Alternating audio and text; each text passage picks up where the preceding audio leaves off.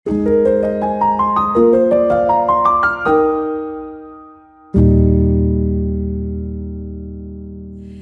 Bapak Ibu Saudara, apa kabarnya?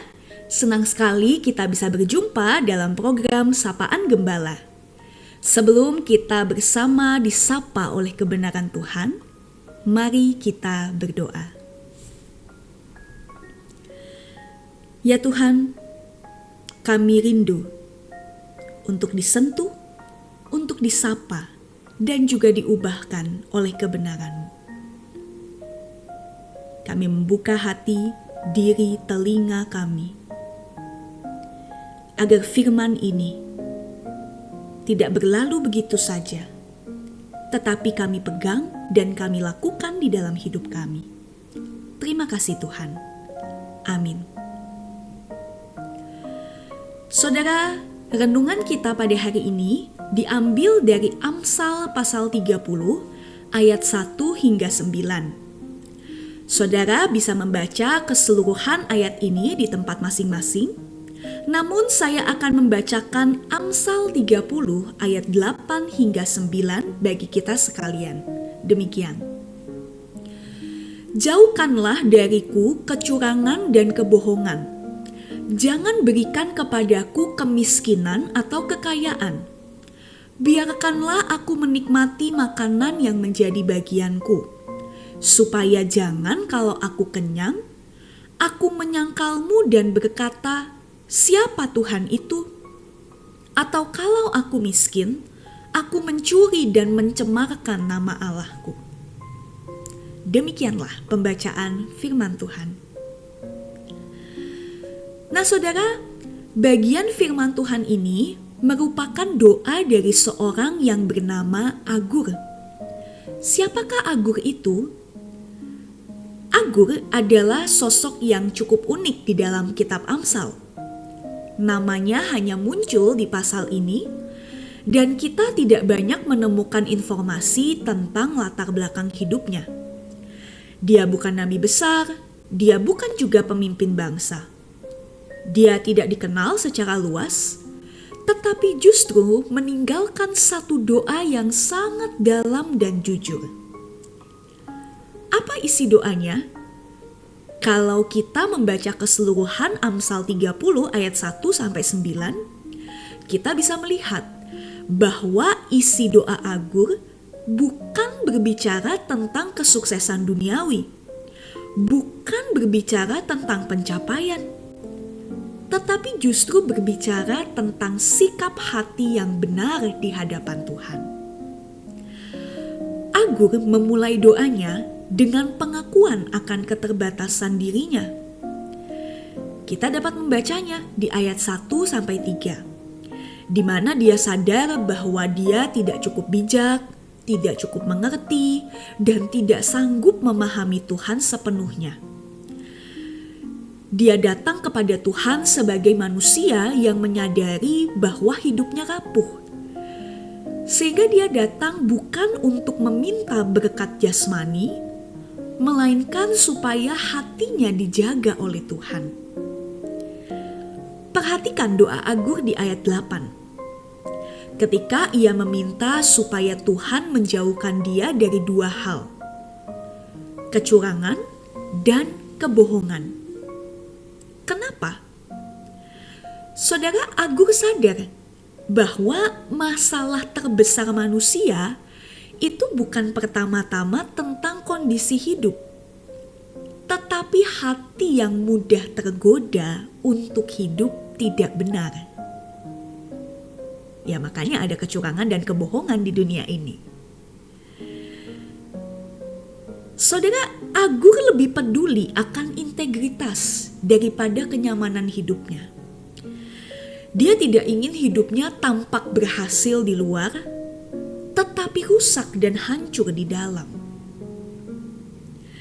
Nah karena itu, Agur juga berkata kepada Tuhan, supaya Tuhan tidak memberikannya kemiskinan atau kekayaan.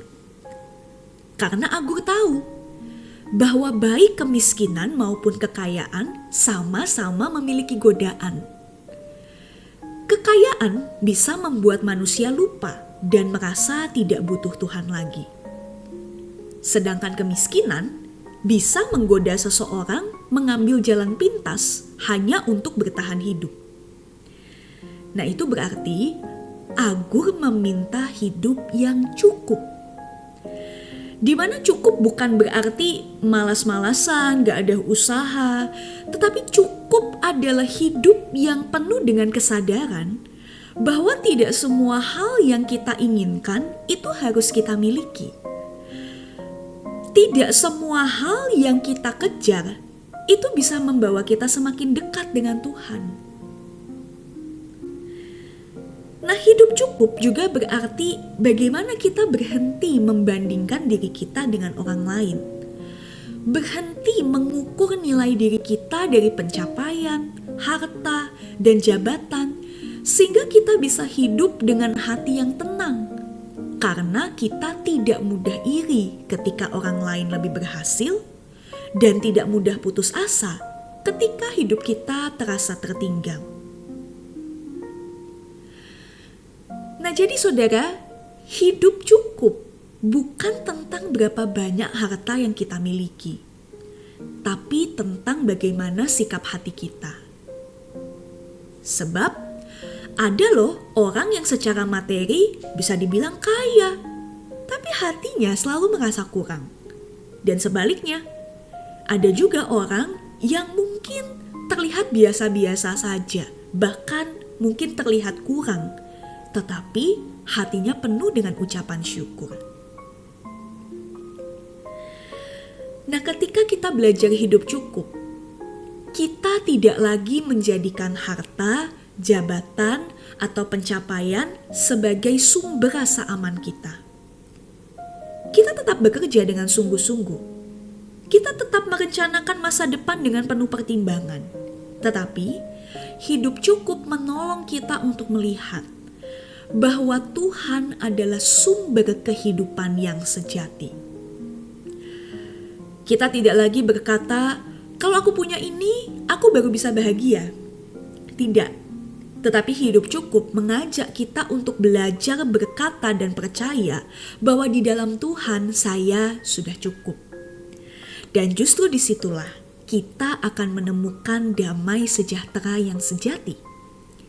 Damai yang tidak bergantung pada keadaan ekonomi, posisi sosial, atau keberhasilan hidup, tetapi damai yang lahir dari hati yang percaya bahwa Tuhan mencukupkan segala sesuatu sesuai dengan kehendak-Nya. Nah, kiranya firman Tuhan hari ini menolong kita untuk membentuk hati yang tidak serakah, hati yang tidak terus merasa kurang, dan hati yang mampu melihat anugerah Tuhan dalam hal-hal sederhana. Tuhan memberkati kita. Mari kita berdoa. Ya Allah, kami rindu untuk terus belajar merasa cukup di tengah dunia yang mungkin mengajarkan kami untuk memiliki ini dan itu. Tetapi kami mau belajar bahwa selama kami punya Tuhan, dan selama kami hidup di dalam nilai-nilai kerajaan Allah, kami akan selalu menikmati berkat Tuhan. Terima kasih untuk berkat Tuhan yang tidak berkesudahan. Terima kasih untuk penyertaan Tuhan, pemeliharaan Tuhan yang bahkan lebih dari cukup buat kami. Ajarlah kami untuk tidak hidup dikuasai oleh kekhawatiran, tetapi ada damai sejahtera di hati kami. Karena kami tahu bahwa kami tidak pernah berjalan sendiri. Terima kasih Tuhan. Amin.